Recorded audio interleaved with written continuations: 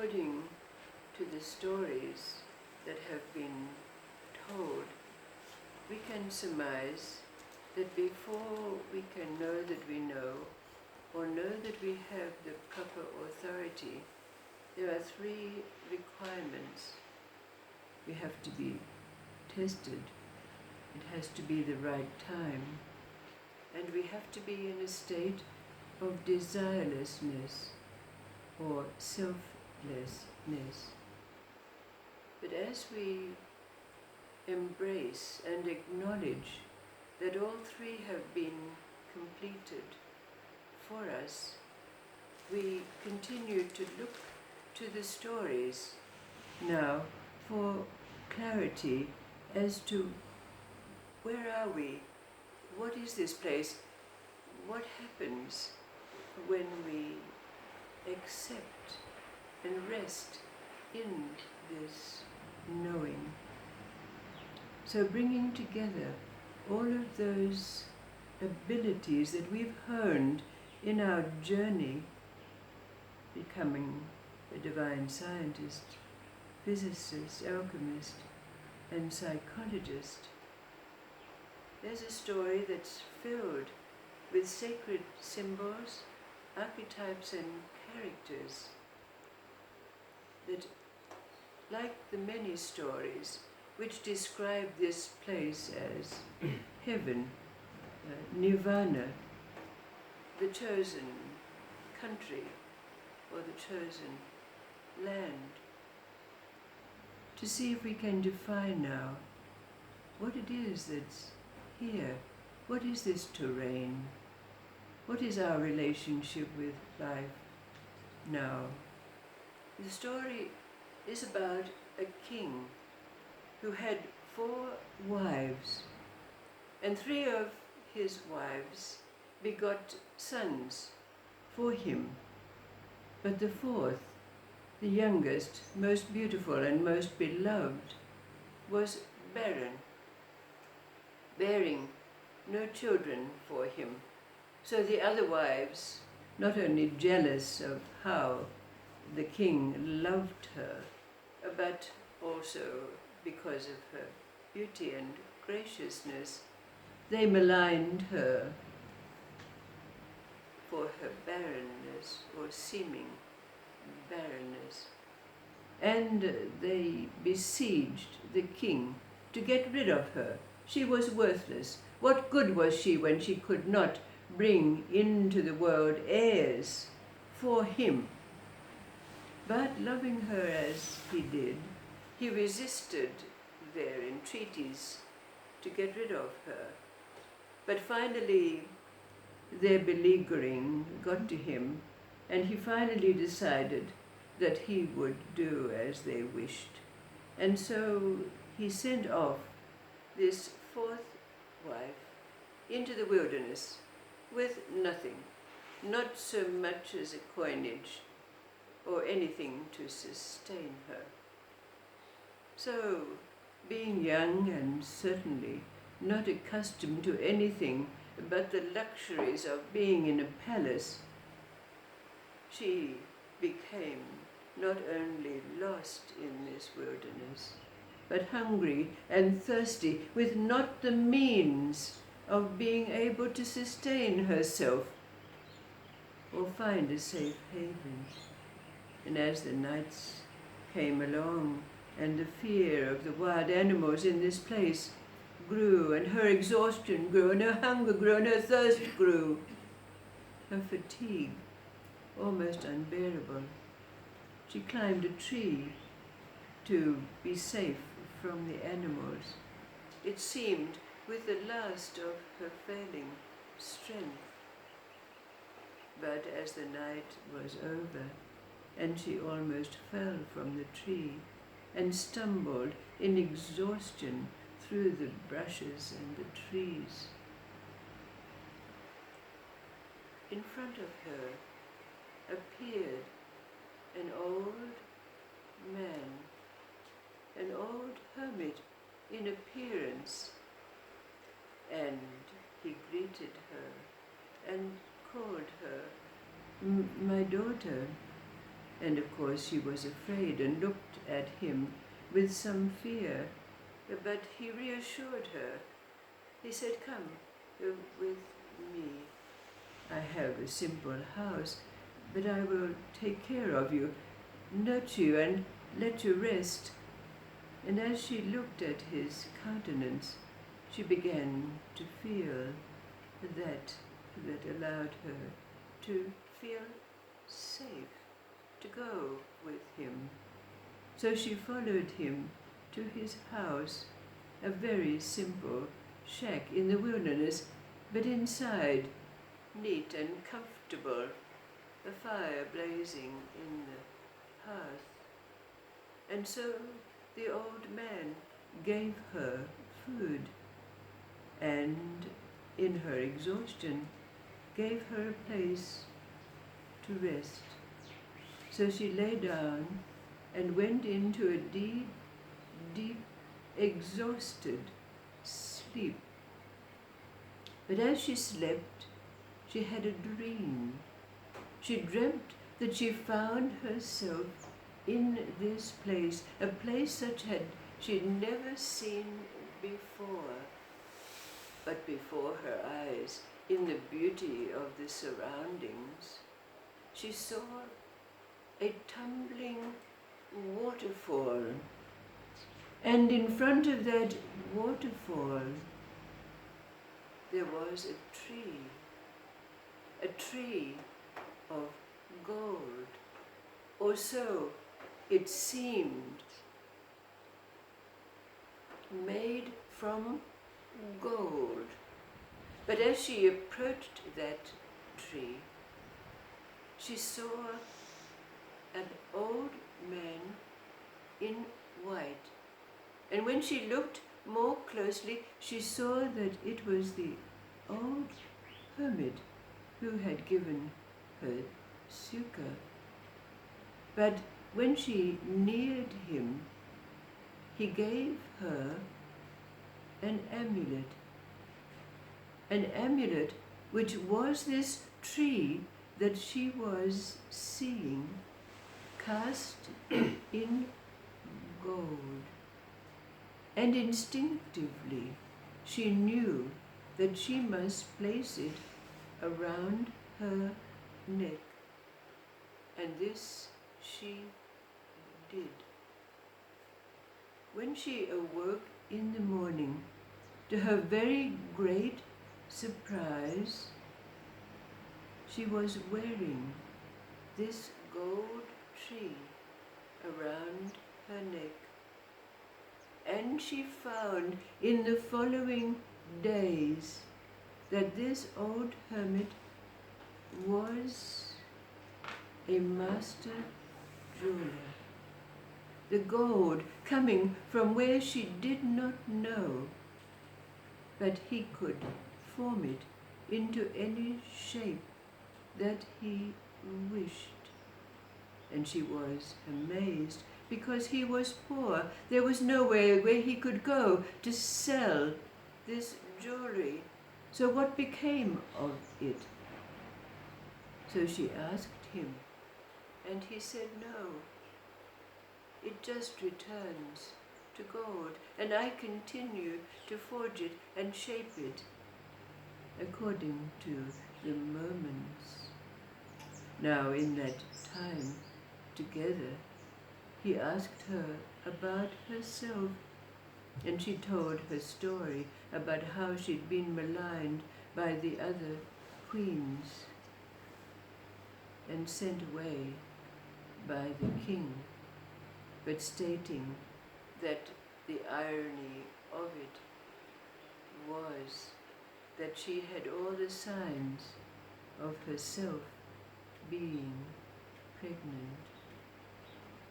Now the days passed, and the day of the birth of her child came about, and she gave birth to a lusty, handsome, healthy son. But it was on that very night that the king had a dream. He had a dream that he was taken into this place where in front of him was a golden tree made of gold. And this dream, when he awoke, was very real for him, and he wanted that tree. So he asked all those pundits around him and those who were supposed to know what this dream meant. But none of his learned advisors could give him an accurate story about the meaning of this tree. So, seeking within himself, he thought that he could have his artisans make this tree. So he had melted down the gold that was in his possession, and it was given to learned and very capable artisans to recreate the tree that he described to them that he had seen. But no one was able to bring about this recreation of what it is that he'd experienced, and the dream kept coming night after night after night, so that it became like a nightmare to him, that he must possess this tree. But giving up the thought that it could be forged by someone, he suddenly realized that he would have to seek the tree for himself. So dressing himself in simple garments, he left his kingdom in the care of his sons, begotten by the other queens, and set off to find the golden tree. But everywhere he went, everyone he asked did not know where it was to be found. But he was in a state when he was exhausted and tired from his seeking, and was about to give up and return to his palace, when he found himself in that forest, and in front of him the old hermit. The king explained to him his quest and asked, "Do you know where I can find this tree?" The old hermit said, "Come to my house. Let me give you rest before we speak of the golden tree." So the king came back to the hermit's house, where of course his queen, but veiled, was there with her son, so unrecognized by the king. And the old hermit explained to the king how and where he could find this golden tree. But the way was difficult, and it was explained to him that as he neared the environment in which the tree stood, storms and tempests and the water surrounding the tree would get hotter and hotter. So there were many who had tried to traverse this and were unable to do so. But the old man said,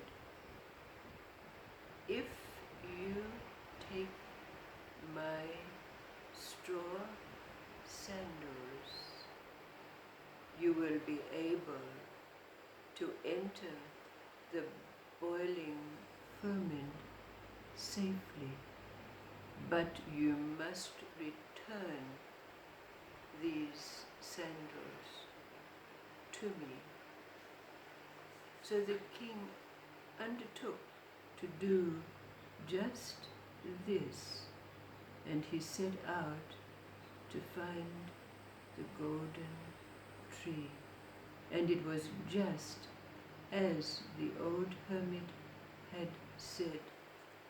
When he came to the waters which surrounded the waterfall, in front of which was the tree, the waters were boiling and seemed insurpassable.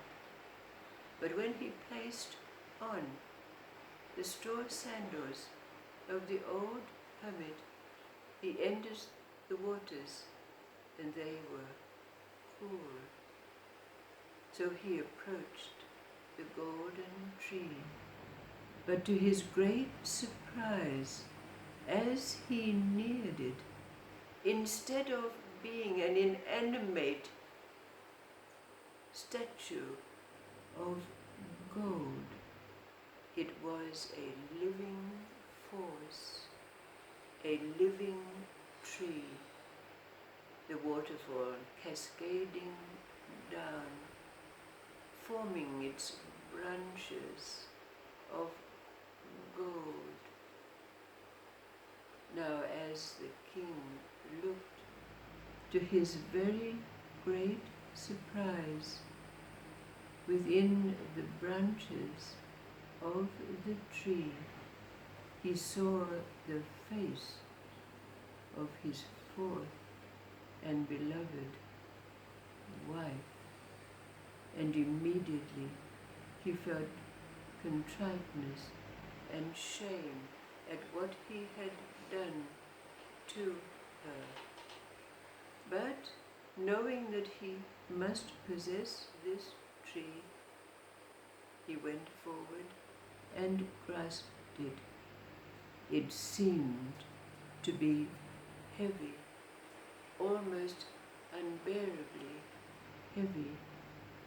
But as he walked with the tree, it seemed to grow lighter and lighter. So he came back to the old hermit, carrying the golden tree, which now rested weightlessly within his embrace. When he entered the cabin of the old man, he saw in front of him, now no longer wearing a veil, his beloved fourth wife.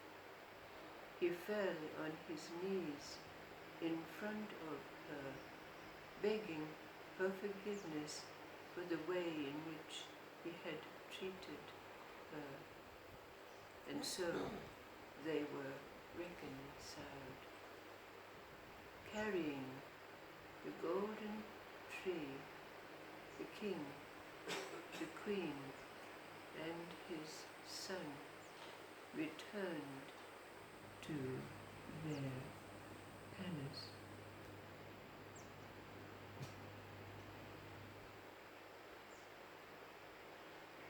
In the stories of the many stories that describe the place that is there when we could say that we acknowledge and accept that we know that we know, and we know that we have the proper authority, the nirvana, the heaven,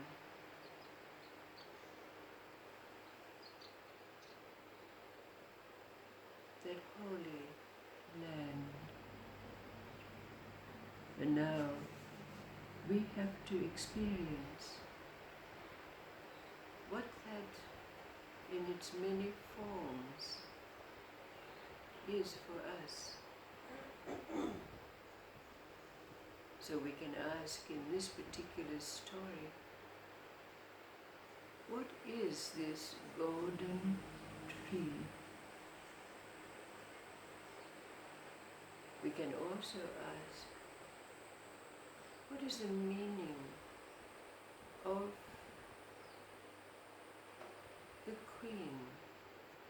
the queen whose face appears in that tree, bringing repentance and so forth, a reconciliation, a uniting.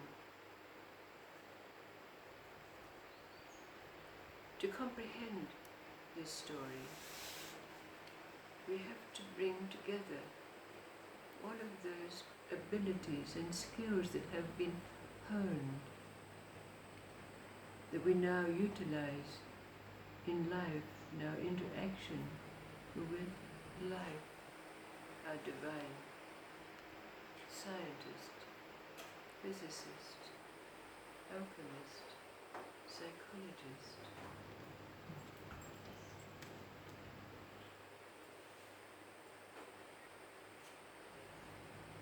What does this golden tree represent? And what's the significance of the queen? And so forth.